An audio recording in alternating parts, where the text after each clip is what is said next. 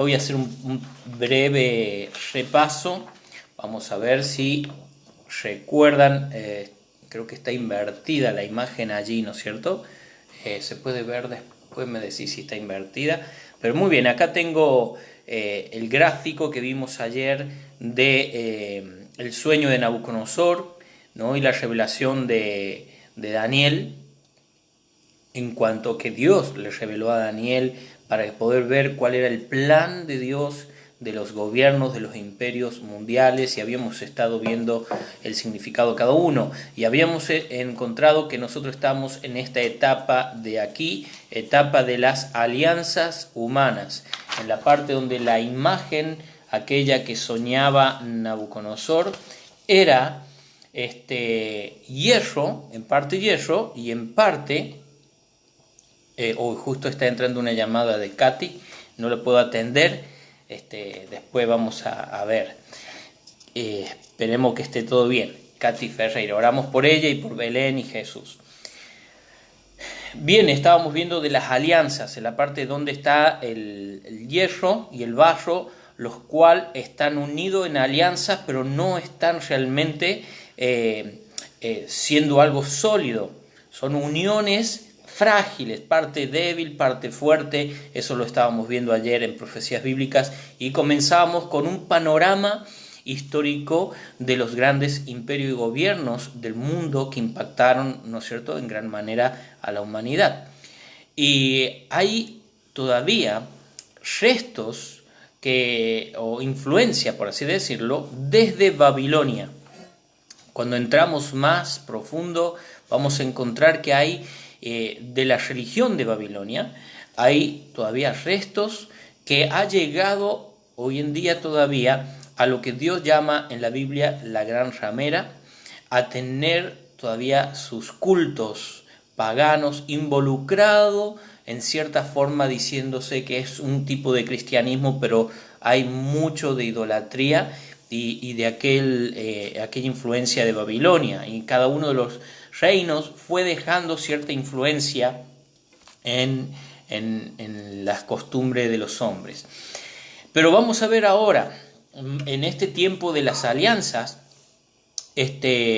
son las profecías que tenemos en Mateo 24. Cuando el Señor Jesucristo vino, Él estaba en aquel tiempo el reino que sería el cuarto reino, el reino de hierro, donde el imperio romano estaba dominando, y el Señor Jesucristo allí hizo profecías para nuestros tiempos. Y vamos a estar leyendo Mateo 24. Así que muy bien, vamos a ir a la Biblia, les animo a ir a la palabra de Dios. Vamos a estar allí en Mateo 24, 1 al 51. Vamos a estar leyendo la primer parte de este texto, y vamos a ir de a poquito avanzando en la lectura a medida que vamos con la enseñanza. Vamos a orar. Bendito Padre, rogamos una vez más que tú vayas, Señor, delante de nosotros, trabajando y obrando con tu poder, con tu Espíritu Santo, al predicar tu palabra, Señor, que sea tú obrando en mi boca, Señor, para enseñar tu palabra, tu verdad. Guárdame de errores, Señor, y te pido que obres con tu Espíritu Santo también en cada oyente, para que pueda ser aumentada la fe de los hermanos, y aquellos que todavía no son salvos crean en ti y se conviertan y tengan la salvación y el perdón de pecado que tú ofreces en Jesucristo, tu Hijo. Y en su nombre oramos, en el nombre de Jesús. Amén. Muy bien, vamos a leer la palabra de Dios. Dice Mateo 24, versículo 1. Cuando Jesús salió del templo y se iba, se acercaron sus discípulos para mostrarle los edificios del templo. Respondiendo él, les dijo: ¿Veis todo esto? De cierto os digo que no quedará aquí piedra sobre piedra que no sea derribada. Y estando él sentado en el monte de los olivos, los discípulos se le acercaron aparte diciendo: Dinos, ¿cuándo serán estas cosas? ¿Y qué señal habrá de tu venida y del fin del siglo? Respondiendo Jesús le dijo: Mirad que nadie os engañe, porque vendrán muchos en mi nombre, diciendo, yo soy el Cristo, y a muchos engañarán. Vamos a quedar allí, hermanos, hasta estos versículos. Lo primero que vieron allá en aquel tiempo fueron los edificios de la época en donde Jesucristo estaba caminando por aquellas calles de Israel y veían los edificios grandes construidos. Herodes estaba construyendo el templo y tenían piedras cortadas de 3 metros de altura. Estaban sorprendidos sus discípulos. Y hoy en día nosotros tenemos aquí una foto de nuestra ciudad de Córdoba y podemos ver estos edificios, y quizás hay muchos edificios más grandes y nuevos ahora, y podemos estar quizás sorprendidos mirando esos edificios. Pero las mismas palabras del Señor Jesucristo, las cuales ya se cumplieron en cuanto a aquel templo derribado, ¿no es cierto? Y fue derribado por uno de los emperadores que luego entró, creo que fue Tito, no recuerdo bien, tengo que revisar esta información, pero fueron derribados, destruidos el templo y esas piedras que se habían levantado. Y de hecho, hasta el día de hoy todavía no está el templo edificado allí en Israel. Pero los discípulos decían, mirá las piedras, mirá los edificios. Y Jesús dijo, ¿veis todo esto? Esto lo podemos aplicar también a nuestro día, lo que el hombre está edificando y nos puede llegar a sorprender. Ven, en otras palabras más comunes, ven ustedes todos estos edificios, les aseguro que todos serán destruidos, ni una sola pared quedará en pie. Entonces, después, versículo 3 dice, estando él sentado en el monte de los olivos, los discípulos se le acercaron aparte diciendo, dinos, ¿cuándo serán estas cosas? Ahí hay varias preguntas incluidas, ¿no es cierto? ¿Cuándo serán estas cosas? Y vamos a comenzar con estas preguntas de los discípulos que están en esta porción. La primera pregunta es, ¿cuándo serán estas cosas? Y vamos a leer también allí Lucas 21, 24.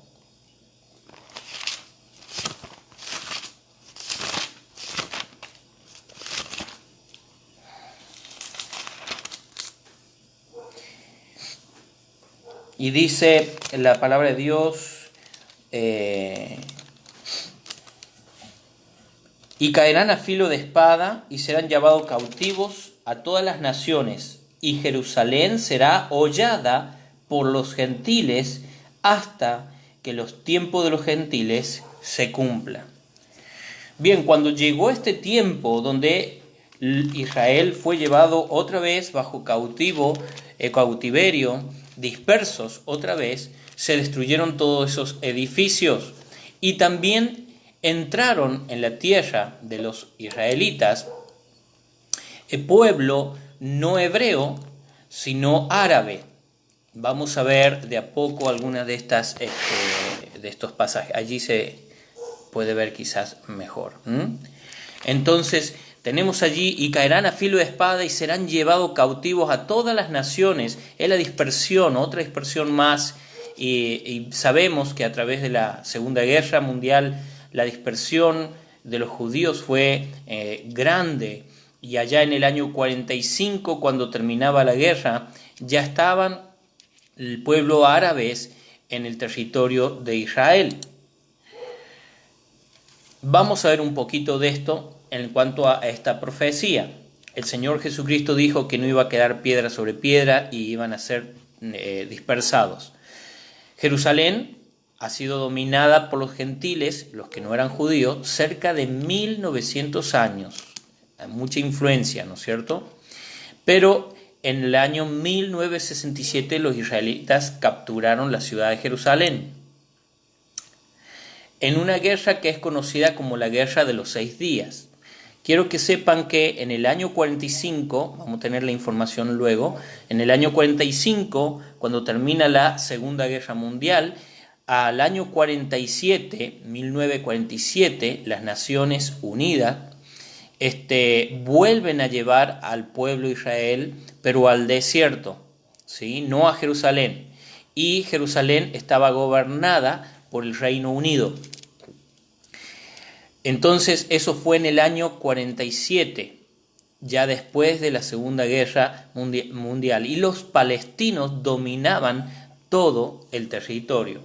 Pero ya para el año 67, Israel, como un estado nuevo, una nación-estado, hace una guerra, la guerra que es conocida como la Guerra de los 6 días, que fue desde el 5 al 10 de junio del año 67.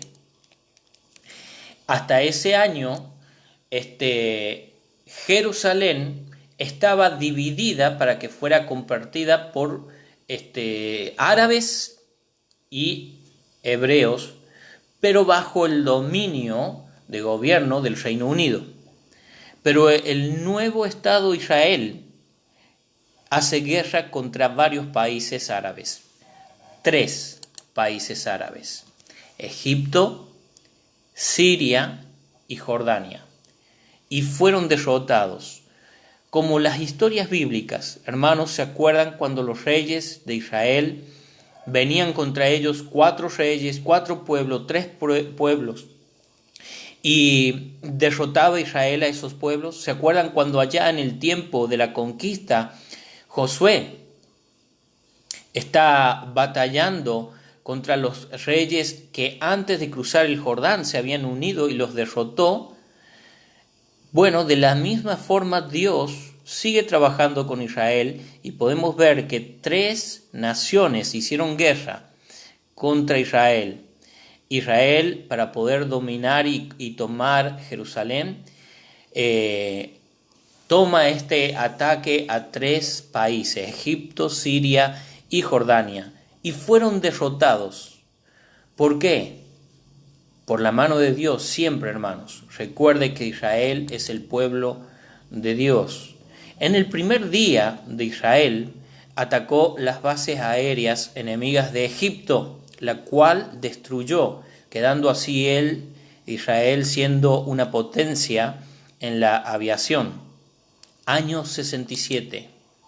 Y después de destruir las bases de Israel, atacó a la de Siria. El día 2, Israel por tierra ocupó la franja de Gaza. Ya vamos a tener un mapita para que lo puedan ver. El tercer día, Israel conquista Jerusalén y domina su totalidad hasta el día de hoy. Si bien está compartida por árabes que hay, y cristianos, están algunos grupos cristianos, y hay varias nacionalidades, pero está dominada y gobernada por Israel desde el año 67.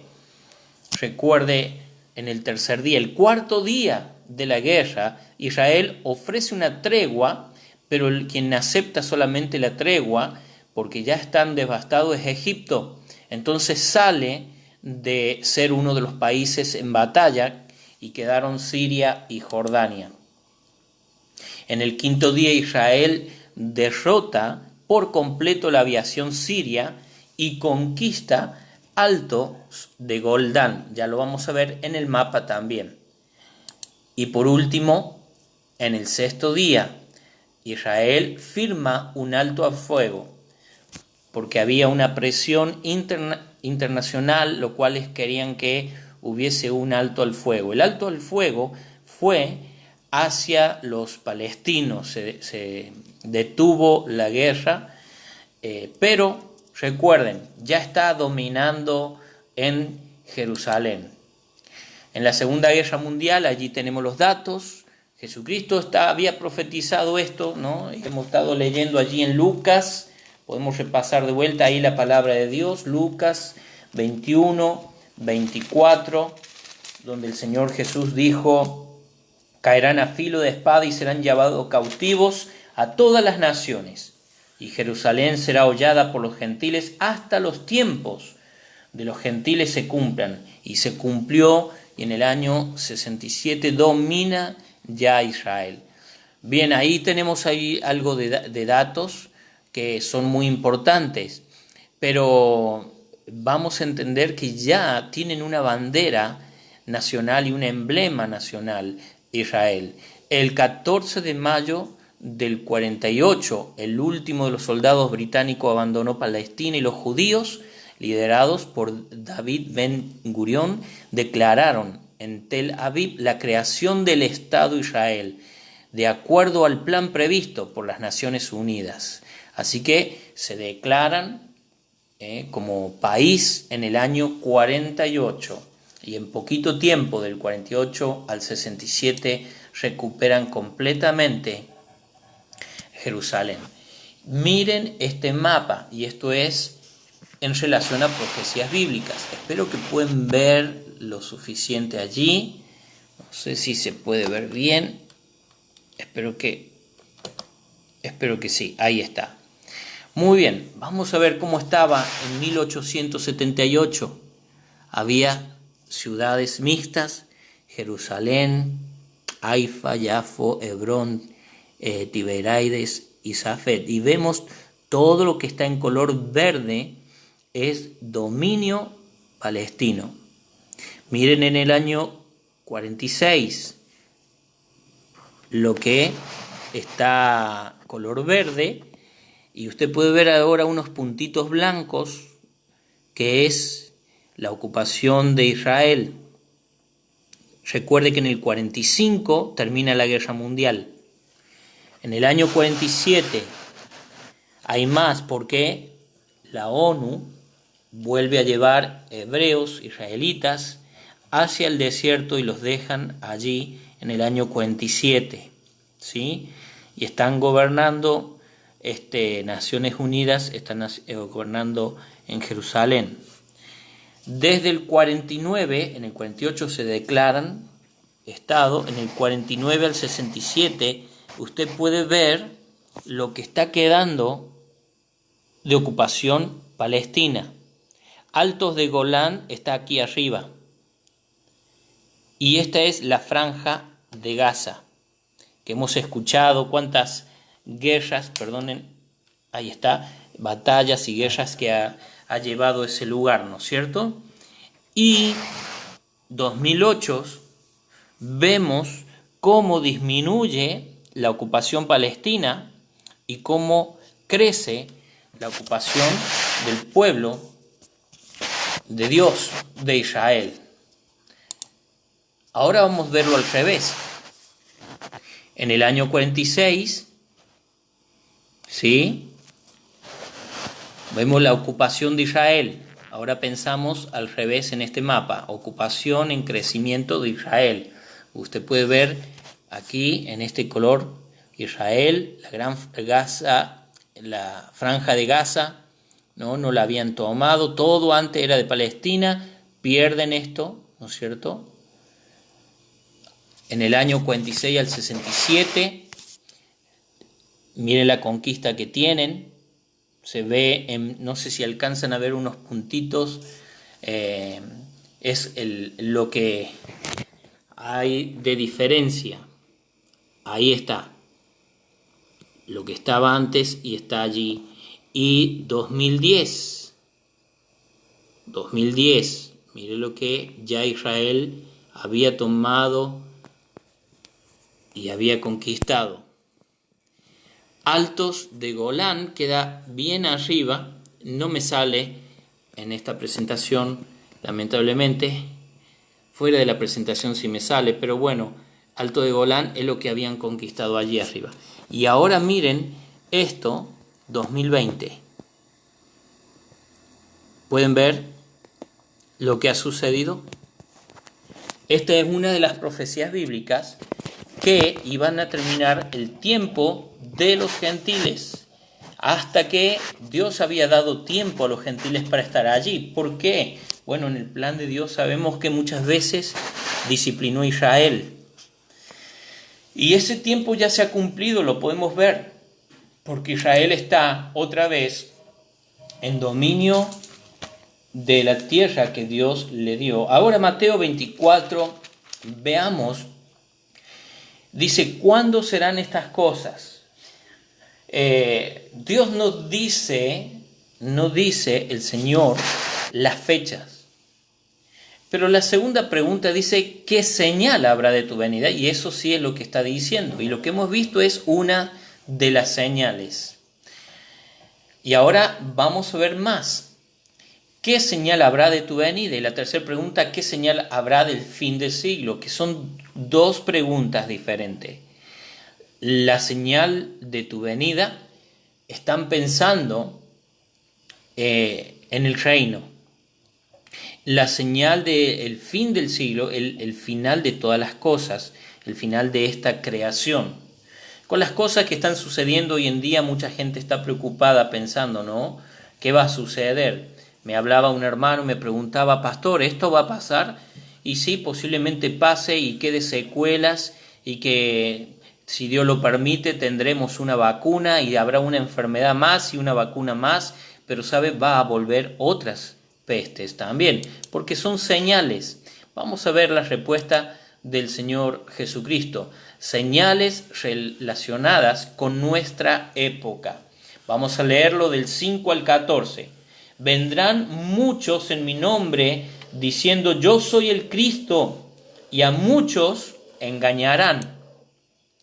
Entonces lo que encontramos es que va a haber falsos cristos, falsos profetas, falsos cristos y falsos profetas. Y allí es muy importante que por un momento nos detenemos y vamos a ir a otros pasajes de las Escrituras. Marque Mateo 24. Vaya conmigo, por favor. Vamos a ir al libro de Segunda de Juan. Segunda de Juan. Estas son señales de nuestra época, señales antes de la venida del Señor Jesucristo, antes del arrebatamiento.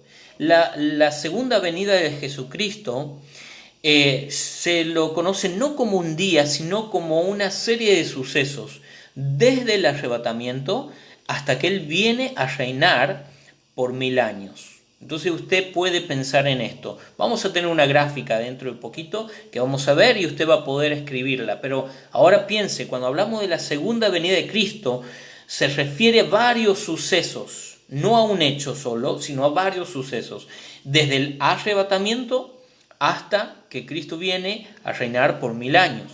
Antes del arrebatamiento va a haber estas cosas, engañadores, leíamos, falsos cristos, falsos profetas. ¿Qué nos dice la Biblia de esto? ¿Cómo identificamos estos falsos testigos, falsos cristos, falsos profetas?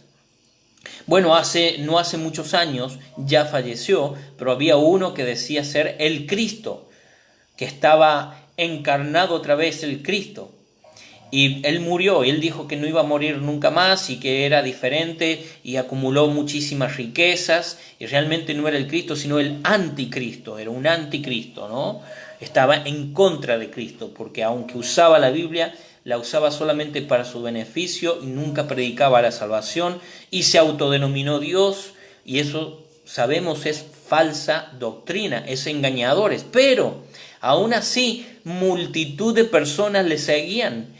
Hasta personas dieron sus casas, sus bienes, sus dineros a estos farsantes, a estos engañadores.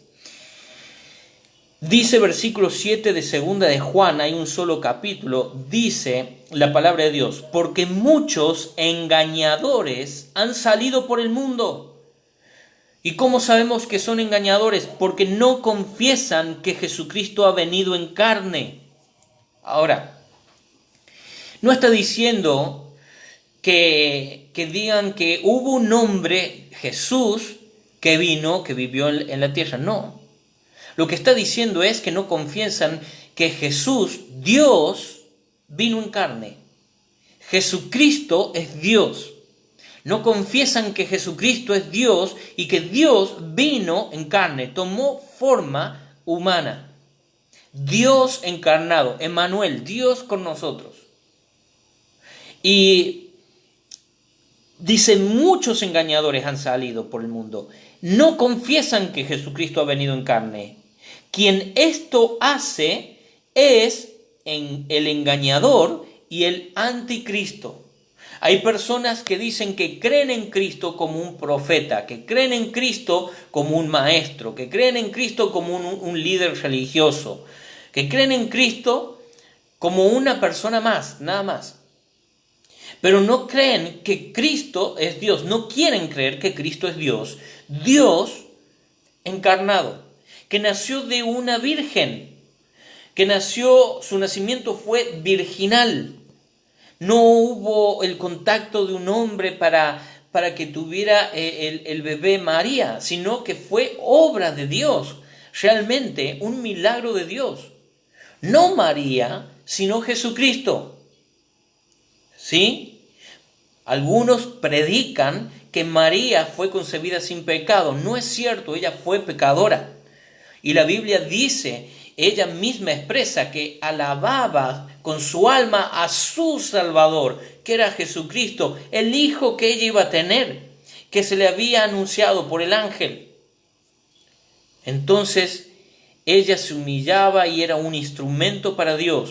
Y ella dijo, ¿cómo va a ser esto? ¿Cómo voy a tener este hijo si no conozco varón?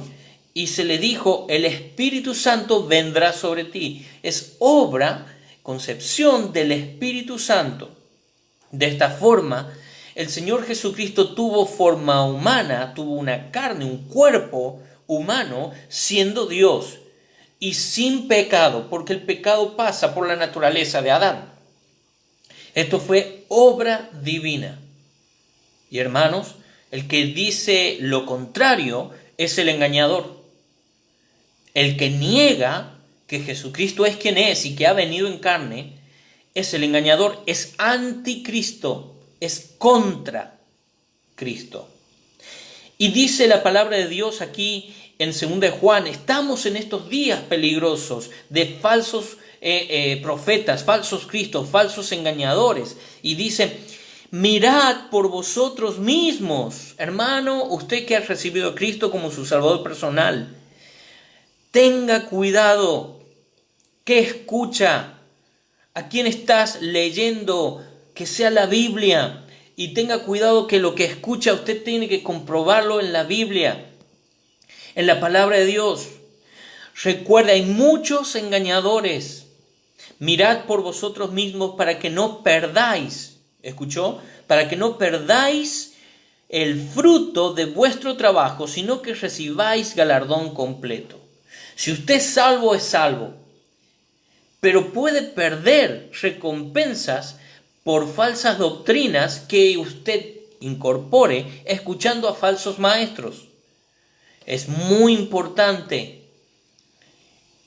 Cualquiera, dice, que se extravía, y escuche esto de extraviarse, ¿qué dice la Biblia? Cualquiera que se extravía y no persevera en la doctrina de Cristo, que Jesucristo es Dios, amén, que Dios vino en forma de hombre, se encarnó para tomar nuestro lugar allí en la cruz y pagar el precio por nuestros pecados. Cualquiera que se extravía y no persevera en la doctrina de Cristo no tiene a Dios. Entonces puede haber una persona que llega, que hace una profesión de fe, algo con su boca, pero no en su corazón. Y está por un poco de tiempo y luego se va y terminan, ¿no es cierto?, escuchando otras doctrinas falsas, otros que son falsos profetas o engañadores, o siguen a un falso Cristo. ¿Por qué? Porque no tienen a Dios. Y dice la Biblia, el que persevera en la doctrina de Cristo, ese sí tiene al Padre y al Hijo. ¿Cómo es que voy a perseverar? Y esto no es obra mía y no es obra suya, es la obra de Dios en nosotros, hermanos.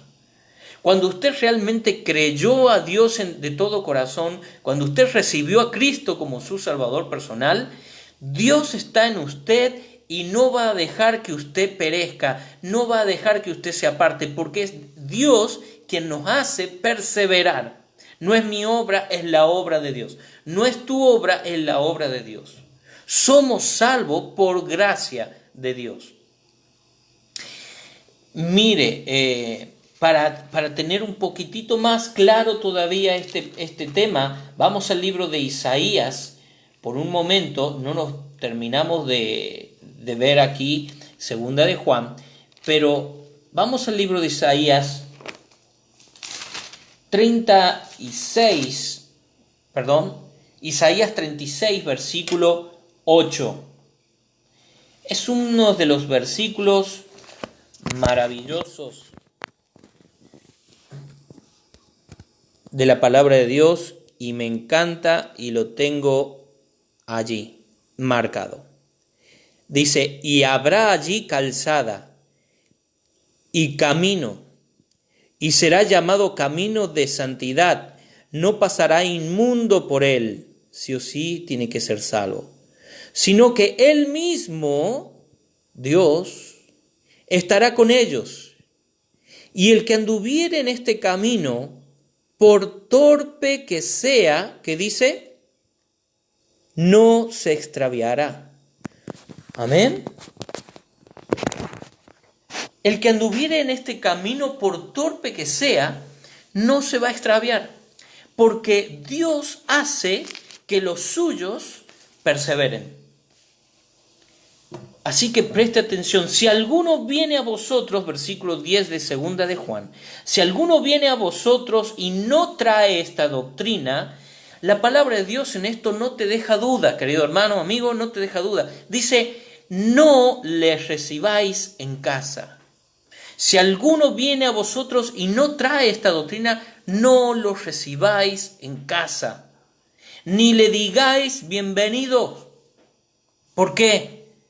¿Por qué? Voy a ser muy duro, pastor. ¿Por qué tengo que ser así? Porque el que le dice bienvenido participa en sus malas obras. Usted puede presentar el evangelio a todos, tiene que hablarle a todos. Pero recuerde, cuando alguien viene con falsa doctrina, y hoy día por medio de la televisión, por medio del Facebook, muchos van a estar enseñando. ¿Pero qué van a estar enseñando? ¿Van a enseñar que Cristo es Dios y que solamente por fe en Cristo somos salvos? ¿O van a enseñar otra cosa? Tenga cuidado con lo que está escuchando, porque estamos en esos días. Estamos en los días donde hay falsos maestros, falsos pastores, hay engañadores, falsos cristos. Quiero que veamos 1 de Juan, capítulo 4. Vamos a ver 1 de Juan, capítulo 4, versículo 1. Consejo de Dios. Amados, no creáis a todo espíritu. Esto lo dice el apóstol Juan. Ya en sus tiempos estaba viviendo esto, pero mucho más ahora. Y estas son señales relacionadas con nuestra época. Antes de la venida del Señor ya está. Amados, no creáis a todo espíritu, sino probad los espíritus si son de Dios. Porque muchos falsos profetas han salido por el mundo. Veo que dicen muchos falsos profetas. ¿Cómo voy a saber, pastor? ¿Cómo voy a saber si no son falsos profetas? Por la palabra de Dios. Usted tiene que pasar tiempo con la palabra de Dios. Lea la Biblia, estudie la palabra de Dios. Pídale al Señor que le guíe cuando está por leer la Biblia para ir entendiendo. Preste atención cada vez que se enseña la Biblia. Anote en un cuaderno, vaya y vea. Si no te queda claro algo, si hay alguna duda, pregunte. Busque la respuesta en el Señor. Dice, si no probad los espíritus si son de Dios, porque muchos falsos profetas han salido por el mundo. En esto conoced el Espíritu de Dios. Todo espíritu que confiesa que Jesucristo ha venido en carne es de Dios. ¿Qué está diciendo? Pero si la gente cree que Jesús estuvo en carne. No, Jesús Cristo. Este está hablando Dios el Hijo en carne. Jesús es Dios, Jesús es el Cristo, es el ungido de Dios, es el Mesías. No es un hombre salvador, sino que es Dios hombre salvador. Amén. Entonces, en esto conozca. Todo espíritu que confiesa que Jesucristo ha venido en carne es de Dios. Y todo espíritu que no confiesa que Jesucristo ha venido en carne no es de Dios. Y este es el espíritu del anticristo, el cual vosotros habéis oído que viene y que ahora ya está en el mundo. Qué importante, ¿no? Tiempos habrá engañadores, falsos cristos, falsos profetas. Y dice, no le creáis. ¿Sabe? Juan escribe allí 1 Juan y tenemos que pasar por capítulo 5. 1 Juan capítulo 5 y versículo 13. Estas cosas os he escrito a vosotros que creéis en el nombre del Hijo de Dios, para que sepáis que tenéis vida eterna. Pero mire qué dice, y para que creáis en el nombre del Hijo de Dios. Hay dos motivos, ¿no? Y esta es para vos, hermano, que has creído, pero es para que crean en el nombre del Hijo de Dios, para que otros sean salvos también, para que sepamos que tenemos vida eterna, porque hemos creído en Jesucristo. Versículo 20, 1 Juan 5:20. Pero sabemos que el Hijo de Dios ha venido. El Hijo de Dios, Jesús, el Cristo. Y nos ha dado entendimiento para conocer al que es verdadero. Y estamos en el verdadero Dios. En su Hijo, Jesucristo. Y mire lo que dice la palabra de Dios. Si estás allí conmigo, 1 Juan 5:20 al final, leemos juntos, dice, este es el verdadero Dios y la vida eterna. ¿Qué es Jesucristo? El verdadero Dios y la vida eterna. El que lo niega no es de Cristo, es un engañador. El que dice que, yo soy el Cristo, es un falso profeta, es un falso Cristo, es un engañador. No le crea. Tenga cuidado. Estamos en estos tiempos.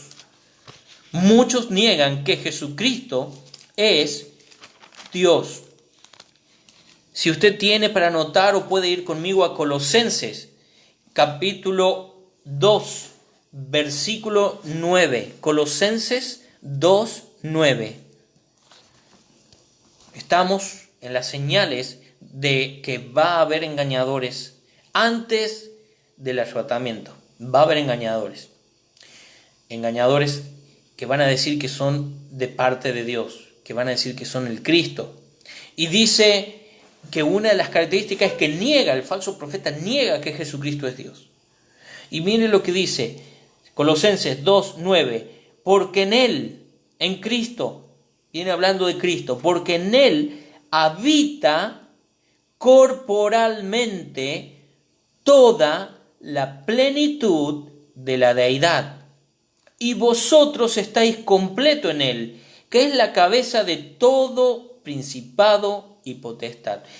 ¿Qué está diciendo? Que hay en la persona de Jesucristo hay un 10% de Dios. No. ¿Que en la persona de Jesucristo hay un 50% de Dios? No. Que en la persona de Jesucristo está Dios 100%. Porque en Él habita corporalmente toda la plenitud de la deidad. Seguimos con el tema. Juan. Vamos al libro de Juan. 10:30. Juan 10:30. Dice la palabra de Dios. Yo y el Padre, uno somos. Y viene hablando desde versículo 27. Mis ovejas oyen mi voz y yo las conozco y me siguen. Y yo les doy vida eterna. Jesucristo salva. Él da vida eterna. Y dice, y no perecerán jamás. No se pierden. Lo que leíamos en Isaías 36:8. No se pierde. Si usted tiene a Cristo, si usted realmente ha creído de corazón y le ha confesado, le ha pedido a Cristo que le salve, usted no se va a perder. Por torpe que sea, dice la Escritura, no nos vamos a perder. Y acá dice, no perecerán jamás, ni nadie las arrebatará de mi Padre, de mi mano. Mi Padre, que me las dio, es mayor que todos, y nadie la puede arrebatar de la mano de mi Padre. Entonces, Jesucristo está diciendo, acá las tengo en mi mano, nadie las puede arrebatar de mi mano. Y Nadie hay mayor que el Padre. Nadie la puede arrebatar de las manos del Padre. Yo y el Padre somos uno. Es el mismo Dios. En Juan, capítulo 14, Felipe no lo entendía todavía. Felipe había estado allí con el Señor Jesucristo en el ministerio, ¿no es cierto?, sirviendo. Juan 14. Jesús dice en el versículo 6, yo soy el camino, la verdad y la vida. Nadie viene al Padre sino por mí. Si me conocieseis, también a mi Padre conocerías. Y desde ahora le conocéis y le habéis visto. Qué privilegio tenían, porque en Cristo habita corporalmente la plenitud de la deidad. Felipe le dice, Señor, muéstranos al Padre y nos basta. Y Jesús le dijo, tanto tiempo hace que estoy con vosotros y no me has conocido, Felipe, no conoces que yo soy el Padre. Eso está diciendo. El Padre y el Hijo es el mismo, Dios. Dice, el que me ha visto a mí, ha visto al Padre. ¿Cómo pues dices tú, muéstranos al Padre? Hermano, es fe eso. Jesucristo es Dios. Pero una de estas señales es que habrá falsos cristos, falsos profetas por el mundo. Cuidado, no se dejen engañar. Muchos vendrán y se harán pasar por mí y le dirán a la gente, yo soy el Mesías. Usarán mi nombre y lograrán engañar a muchos. Muchos falsos profetas. Versículo 11. Y muchos falsos profetas se levantarán y engañarán a muchos. Lamentablemente, ¿cuánta gente vemos engañada? Otra de las señales es oiréis de guerra. Oiréis de guerras y rumores de guerra. Mirad que no os turbéis, porque es necesario que todo esto acontezca, pero aún no es el fin. Porque se levantará nación contra nación y reino contra reino. Bien, tengo allí algunos datos de guerras, de rebeliones. Esto es del año 2005, pero sabemos y hemos escuchado de rumores de guerra mucho más recientes, ahora en el 2019, 2018, 2020 mismo, y ahora estamos con esto, desastres.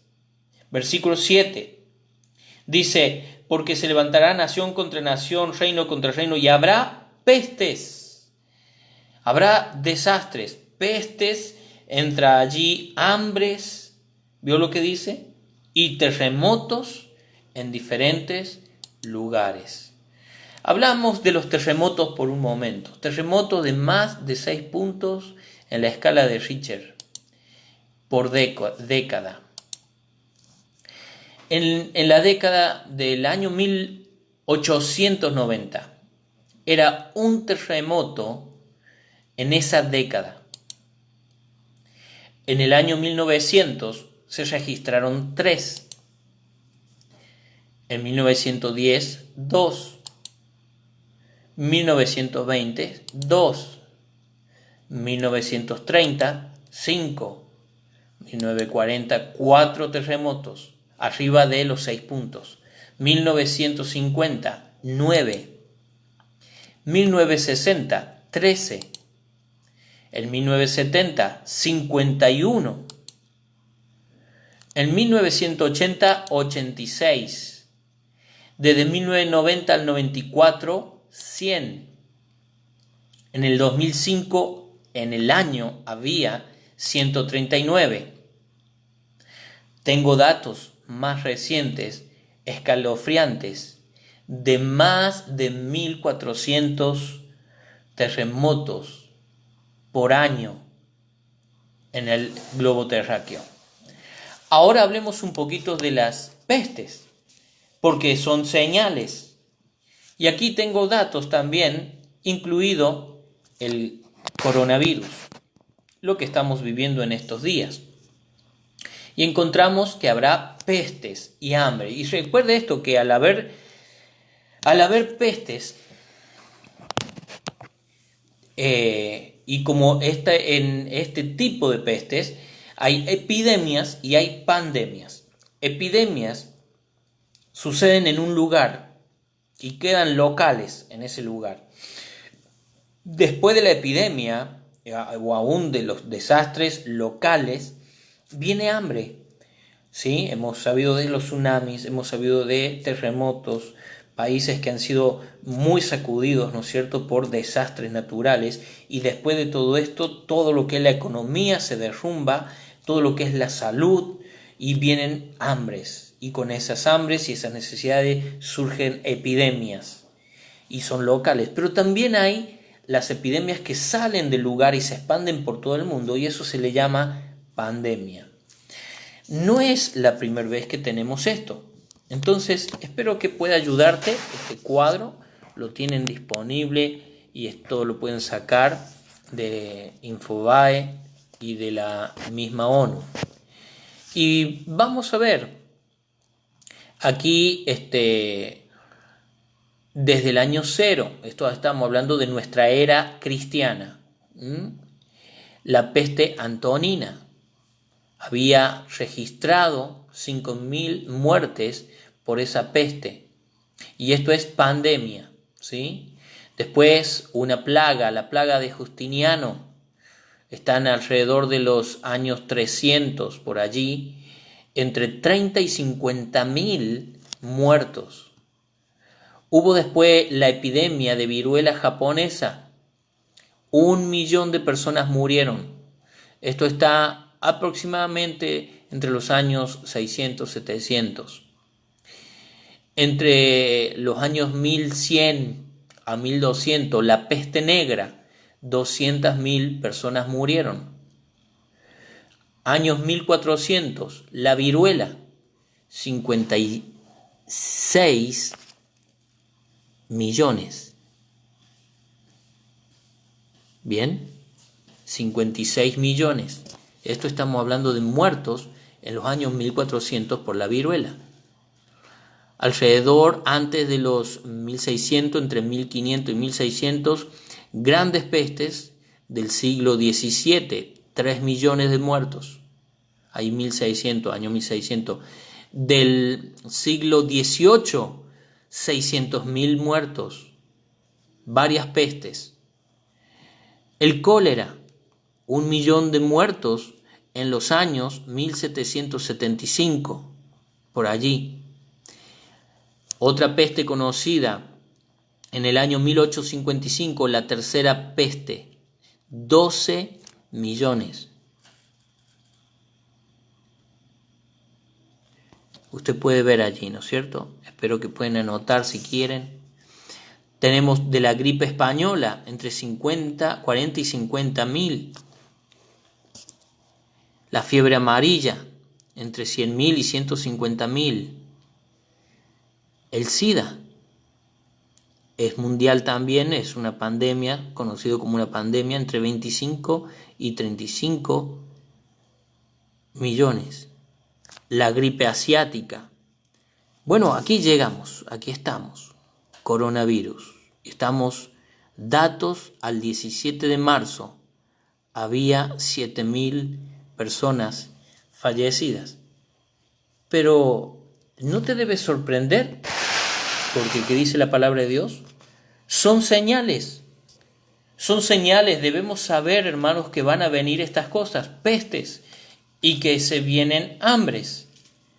Y usted sabe ahora, actualmente, lo que ha sucedido, a razón de que llevamos estas cuarentenas, no podemos salir a trabajar, la economía ha reducido muchísimo, y entonces vamos a tener una consecuencia que viene, la falta de alimentos, falta de dinero, endeudamiento de la gente, y va a haber hambre, y va a haber cosas, esto no a nivel Argentina, sino a nivel mundial, en todas partes del mundo.